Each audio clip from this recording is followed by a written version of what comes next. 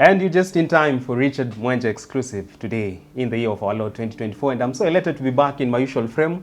Thank you so much for all those who reached out with their message of goodwill that my health gets restored. And truly, truly to that, I am here to witness so, and God has been gracious. And with me today to discuss a cocktail of issues in the world of politics and governance is none other than your usual firebrand and think tank. The first of his name, former minister and one time IGAD special envoy to Somalia, none other than Waziri Kipruto Arab Kirwa. Great to see you, sharp as always, and always an honor once you honor our invites. It's also my privilege, and I feel this is nation building, as I've always insisted, because each one of us ought to make a contribution to the welfare of our nation and the future of our children and grandchildren. Very well. Yeah. Otherwise, you're doing well. How are the people of Kajiado? People of Kajiado are doing well. In fact, livestock is doing very well. It's booming? Booming, both small and large stock. Yeah, as you drive, unlike the period of drought, where it ravaged the many livestock farmers in that particular part of the country, they are doing well. They are doing We well. thank God for that. Are you not afraid that maybe people of Cherangani will feel you've betrayed them? Oftentimes you spend much of your adult life, rather your recent years in Kajiado than your backyard. Well, the people of Cherangani, that's my family, but also this is another extended family. Yeah, I love traveling in this country, and at times when you diversify, you get that kind of niche that is unique, Very well. and also a challenging environment that we are trying to make do with bad roads, which as a product of the rains and a lot of storm in that particular area. So some of the culverts have been washed away. Oh. But still, because it's relatively dry now, you can get to the farm. Okay. Yeah. Good enough. That out the way, let's begin our conversation for the day. And how about we begin with matters to do with your one-time party, KANU. And you've seen the title deed that was issued to the party in 1989, which gave them the authority to own KICC, being revoked by Justice Mogeni. And now the court has said the rightful owner is the Ministry of Tourism. And let me ask you, for this party which you credit much of your political success to, looking at the back-to-back misfortunes that have befell the party since the exit of President Moi from power, and now the pin drop silence of the party leader Gideon Moi, I mean, out of curiosity, do you feel for this party which really groomed you to be the politician you are today? Well, you're right. I was in KANU for 15 years as member of parliament for Cherangani. Then, of course, the last 5 years of my tenure as an MP, I was in NAC. I was in KANU possibly for 5 years out of necessity, because it was the only party. You could not go to parliament or any other elected position without being life member of KANU. And to go back to our history, the KICC, and that is why I think the justice has been done. KICC, when it was built in 1971, it was in the books of government. So it was the government of the Republic of Kenya that built KICC. And of course, at some stage, everything was KANU. Even maendeleo ya wanawake was KANU, maendeleo ya wanawake. And I think even KOTU was almost said KANU, KOTU, KANU. So everything was KANU, and almost everybody was KANU. And therefore, the excesses of power, as I've always told you, can make some people miss adventure in areas that they do not qualify. So in their wisdom or lack of it, they transferred the title deed that belonged to the government to a political party. And remember in 2003, when NAC took over, the former Minister for Tourism, the Honorable Raphael Tuju, took a claim of KANU headquarters and now took it as an institution within government. That was one of the decisions. And the president knew better, because the President Kibaki, who was our president in 2003, at the time that action was taken, was Minister for Finance. So he knew that was a public institution. It goes a long way to serve individuals who are in power today, that when you are in power, this is a temporary arrangement that people of Kenya have given you custody of the instruments of power. and that custody is temporary to the extent of the Constitution and the will of the people. It can be terminated at any time by the will of the people. And therefore, whatever you do, think about the future. Do everything legally, because we really don't want to be harassing institutions or individuals once they leave office. Now, as for KANU, it was a party. It was a party that fought for independence alongside KADU. But in 1964, the people in KADU, including President Moi, crossed over to KANU, and Kenya became now a de facto one-party state until about 1966, when the late Vice President Jaramogi Oginga Odinga, the father of Raila, formed another party called KPU. That party went for some little general elections because many people were told you cannot cross over to a political entity unless you resign and you go back to the constituency to stake a claim to the new political dispensation. Most of them who went lost the elections, except, of course, in the backyard of Jaramogi, that a number of people won. But of course, some fracas took place immediately, and Jaramogi was put under house arrest, and the KPU was proscribed. We stayed all the way up to 1981. That is now when KANU became the only party, remember Section 2A, that Kenya is a democratic country with KANU as the only political party. So anytime you're expelled from KANU, you actually lost the status to run for any political office. So that's a bit of the history that occupies this space of Kenya. And at that particular time, KANU was at the climax. And 8 years later is when now they claimed an institution of government or a public institution is their headquarters. Really, nothing can be further from bad manners. That is the height of political bad manners and hypocrisy. Yeah. Very well. And it is said that a good son brings honor to the father. If you look at KANU of today, would you credit its downfall or it's been reduced to a former shadow of its former self? Do you credit that to the pin drop silence of Gideon Moi? Would you say that he has not been able to fill into the shoes of the father and take the KANU, the party to notches higher? Well, I would not want to blame my brother Gideon Moi. Understanding the politics of Africa, political parties are not yet institutionalized. They are not institutions of government. They are not institutions that can be said to carry a certain set of values. They are crafted around personality. And that personality happens to come from certain community. President Moi was a towering figure in the politics of Kenya. And therefore, KANU was Moi, and Moi was KANU. And those of us who stayed in KANU for 15 years, like myself as a member of parliament, it was because you could not run away easily. It is when I realized now Moi was exiting the stage that I had the courage and the focus to move to another political dispensation outside President Moi's purview. So what we need, because we may blame Gideon today, tomorrow we'll be blaming you or myself, but what we need to do is to fundamentally look at the structure, the outlook, and the web that is supposed to tie political parties, so that the political party should be identified because of certain ideology and a certain focus away from another political entity. In Africa, and this is not Kenya alone, in Africa we run the risk of losing all these political parties in time, because the only parties, and you can see it's already now shaking, ANC of South Africa has been a political entity that has seen the test of time and has been able to transcend one leader to the other. But this election that has just ended, I'm told they performed at 40%, which therefore means they are going to look for coalition. In Tanzania, that's another political party that in one of the papers I've been able to identify. CCM has been an institution from TANU, then TANU merged with Afro-Shirazi Party in 1964 to form now what they call CCM.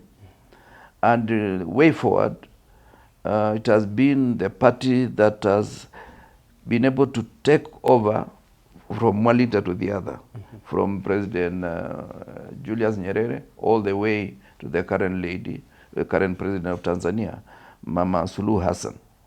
But CCM, to the best of my knowledge, in the next election, they may retain the presidency, but the number of members of parliament shall be drastically reduced. Why? We build political entities, but we do not allow them to mature. And we don't allow democracy within the party. So that a political leader chooses who becomes an MP in Cherangani, who becomes an MP in Muranga, Kiharu, by preferring certain individuals, but not allowing people to organically identify people they prefer. Because people change their preferences. You may be popular today. Tomorrow, that popularity may come down because people feel you are no longer in tune with their aspirations. But if, while you are going down, a political leader retains you, that is now going against the basic tenets of democracy. And the party suffers the consequence of that particular decision. Very well. So my take is that, and I will give you another example. In Kenya, for the last 25 years, no political formation has formed the government twice. Remember? NAC, PNU, URP versus TNA, then the next political cycle, Jubilee, now Kenya Kwanza. New dispensations. Every election has been new arrangement. And some of the individuals in Azimio, you may be shocked.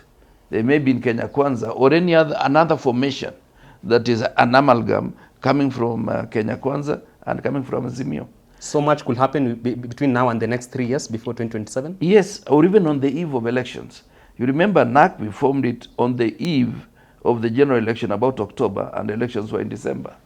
So anything is possible. We cannot write off anyone at this moment. Don't even write off me. I may be a serious political contender in the next election. We can only write your obituary while dancing on your grave. While dancing, or when you see descending down. Very well. This is a guy who was in town. He has now left. He's no longer a sheriff in this town. Yeah.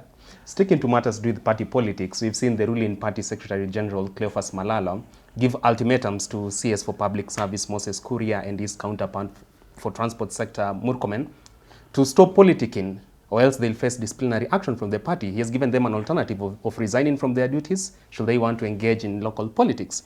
Do you read some iota or some ounce of wisdom behind Cleophas Malala's directive? You might have said the right thing, but is he the right person? That's the question I will ask. Because UDA is William Ruto. You can serve and exist in the UDA arrangement at the pleasure of the president or the party leader for that matter. Let's not even engage more about that, because I think Malala is a nice guy, but politics is not about nice guys. It's about effective individuals. Effective individuals? Yeah.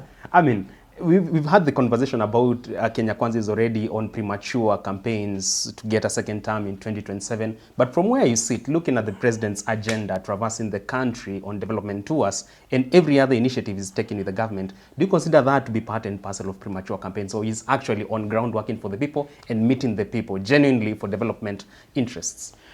President William Ruto is a very shrewd politician. Why say so? I say so because the day you are announced to have won is the day you begin your next election cycle. Anything you say will be held against you. For example, the president on his inaugural address told us that he's not going to treat his deputy the way he was treated. And that has come to pass that he was lying. He never believed the story. Yeah. So, and many other promises that he made at that particular time. So, he knows he's on campaign mode. Now he's dealing with Rigathi. The next thing he's going to deal with other individuals.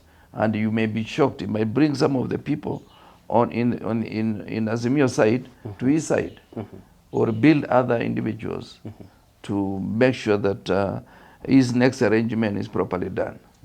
So I'm saying he's a very shrewd politician. Shrewd does not mean that he's good. Yeah. It could be the opposite. It could be the opposite, but shrewd in the sense that campaigning, yes, he does. But administration, there is a lot to be desired. A lot to be decided. Yep. Very well. Moving on swiftly, and sticking on matters to do with UDA politics, Nairobi Governor Johnson Sakaja has accused DP Rigathi Gachagua of fueling infighting within the ruling party UDA, which is under the leadership of President Ruto. And it begs the question, for quite some time now, we've seen Governor Sakaja and DP Rigathi Gachagua read from different scripts. And it begs the question, what special political interest could DP Rigathi Gachagua be having in Nairobi County that is at loggerheads with Sakaja? First of all, you understand that politics in Kenya is based on the community. We are yet to aspire to higher values of respecting the institutions and also respecting ideologies, the basic tenets of democracy. So the deputy president must be feeling that this is a city that should be able to exert a bit of influence. But perhaps when he wants to do that, because his boss would want to manage everybody, I've told you before, William Ruto is a micromanager, to the extent that possibly he wants to know what's going on in City Hall. And he would want to know whether Rigathi is going to leverage his position to make sure that he gets some privilege, benefits from City Hall. And perhaps he must be telling Sakaja, put your foot down, and telling Rigathi, you are the senior guy. So this conflict is not started by anybody else. Don't look at Rigathi, don't look at Sakaja. It is the president himself who is responsible for the mayhem in City Hall. He knows. He knows where Sakaja graduated. Because that university education that he claims, he is yet to prove to us. We never saw him in graduation. We don't know his classmate. And therefore, he was put there for a certain purpose. And he's still serving that purpose. And that purpose belongs to the chief himself, the party leader. Are you pointing to the direction that a president of a republic, great as Kenya is, could offer immunity to impunity of such manner? I've told you he's a micromanager. And a micromanager has no limit. You will go to an extent that you will even decide how many spoons you put on your sugar. At the expense of his legacy? Spoons of sugar. At the expense of his legacy? His legacy is the present. For William Ruto, legacy does not matter. He wants to do a job, make his kill. Whatever you say after he leaves office is your own matter. He does not care about what happens in future. Yeah, if he was caring, the level of taxation that we are suffering from, he would be caring about that. So he's somebody who doesn't care. As long as things are going according to his wish, as of now, he's happy. Shifting gears, you are a seasoned politician and governance expert in this country, and there are quotas who believe that the alleged fallout between DP Rigathi Gachagua and this boss, President William Ruto, is part of pedestrian politics, a decoy to distract the masses from the current agenda, main agenda, which will be legislating on the finance bill of 2024. Do you think that that could be one of the antics deployed by the government to shift focus from the main agenda that is facing Kenyans, which is the finance bill of 2024? Honestly, it might have distracted us from the finance bill 2024. But the truth of the matter is that the center is no longer holding. For me, Rigathi Gachagua and William Ruto will not be in the same ballot come 2027. That I don't have to say take it to the bank, but take it to your wardrobe and unveil it come next election. The two are going to be running different political outfits. But you could be wrong, because DP Gachagua has come publicly and said and dismissed talks of there being bad blood between him and President Ruto. Would you consider that to be part of the all the political script of first denying the accusations, then later on playing victim, like it happened during the onset of the tiff between Uhuru Kenyatta and DP Ruto? Then, you know, let me inform the Deputy President Rigathi Gachagua that as a student who has gone through many terrains and reading body language, is one of my attributes. Nothing can be said that will repair this relationship unless the heavens came down to save the situation. Look at their eyes when they are greeting each other. They are no longer together. They have functions in Uasin Gishu. Most of the leaders were told not to attend that function.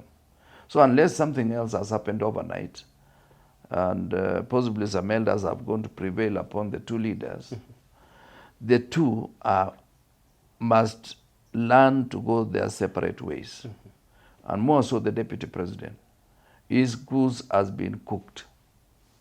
He should not spend time thinking that William Ruto will forgive him. Barely 3 years into office, their first time in office, and his goose is already cooked? Yeah. Why that early? And possibly the firewood was strong. And the furnace was very hot. It is cooked. We cannot pretend about that. Would you then advise President Ruto to be cautious of the kind of test this will leave in the mouth of people from Mount Kenya who consider their son is now being put on the frying pan? In fact, my appeal is for them to learn to tolerate each other for the intervening period, because it is important that the two must work together, because the two communities have been protagonists before. They were antagonistic against each other in 2007.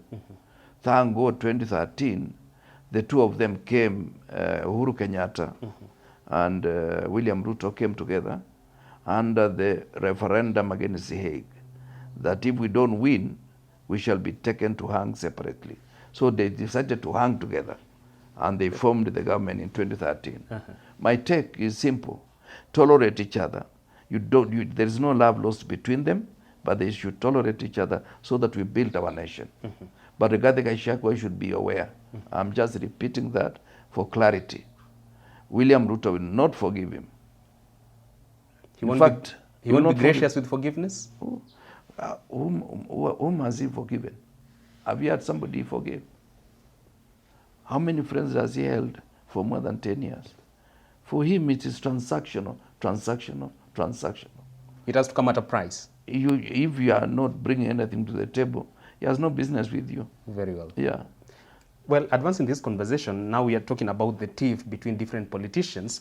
We already seen some politicians who were even voted into office using the same party ticket cannot see eye to eye right now. The main bone of contention being alleged mismanagement of county resources. Would you say that this is part of premature campaigns for 2027, or even those who are calling out on alleged misappropriation, it is because that maybe they've been sidelined from the route, or are they just doing their normal oversight role for most of them?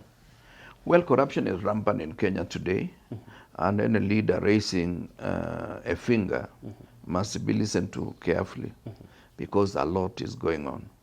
I've told you, if the Auditor General had the requisite capacity to audit all the counties effectively, to audit all the constituencies effectively, half the governors will be in jail, half members of parliament will be in jail because of the way they use CDF money.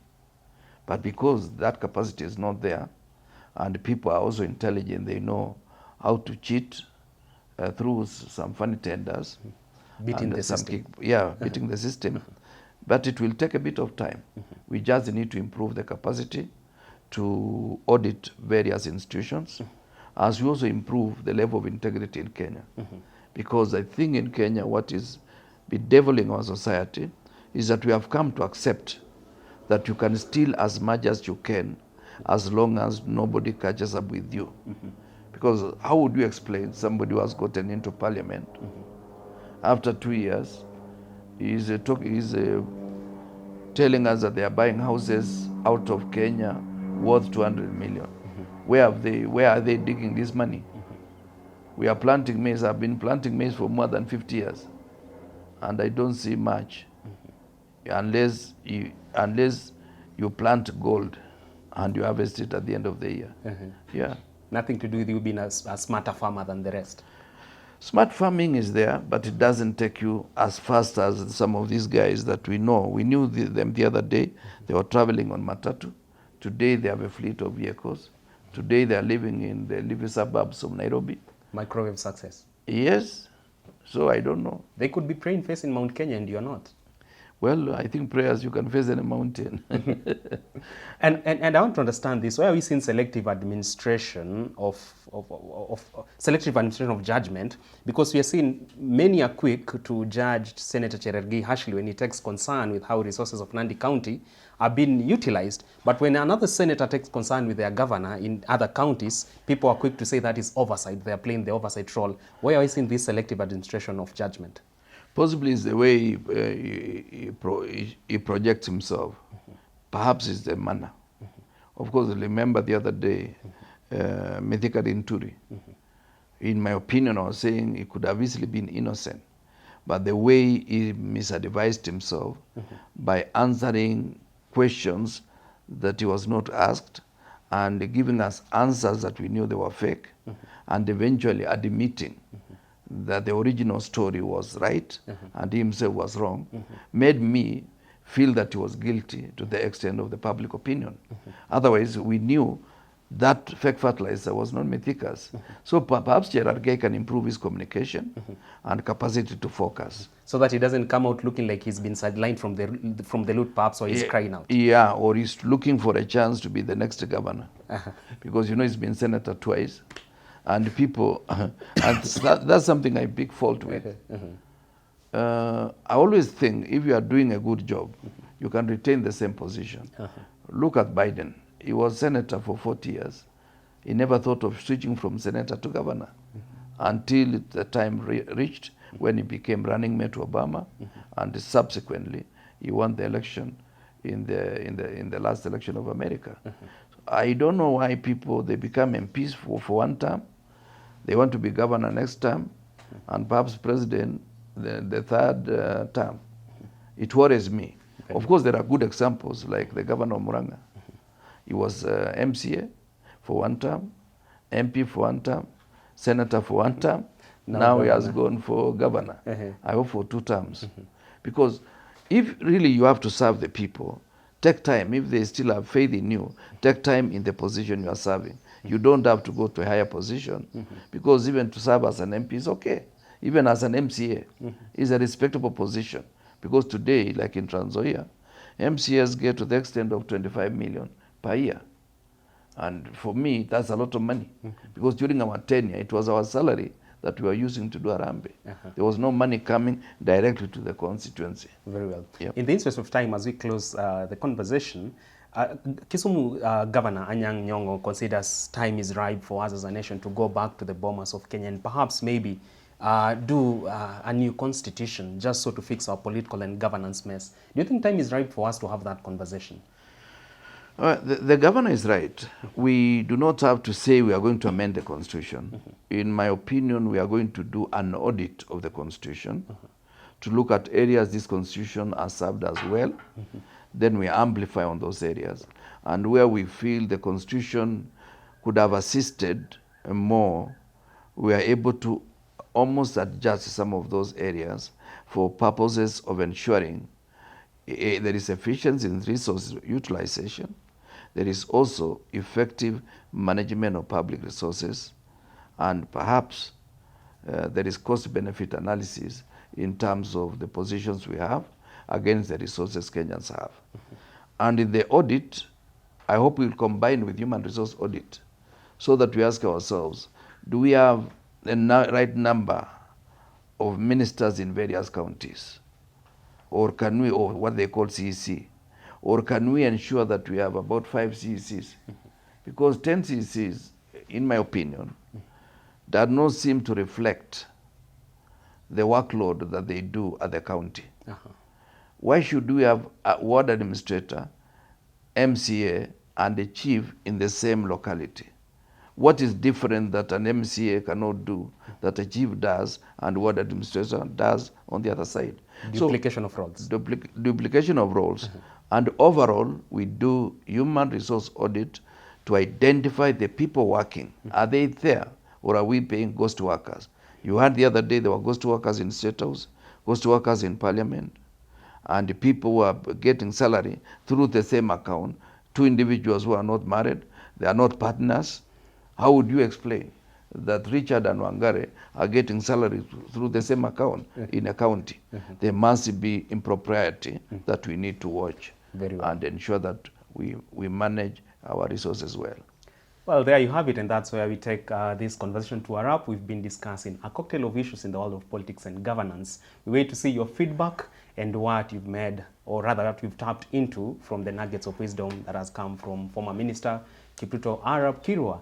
Do find him on TikTok. He's so big on X at Kiro Official.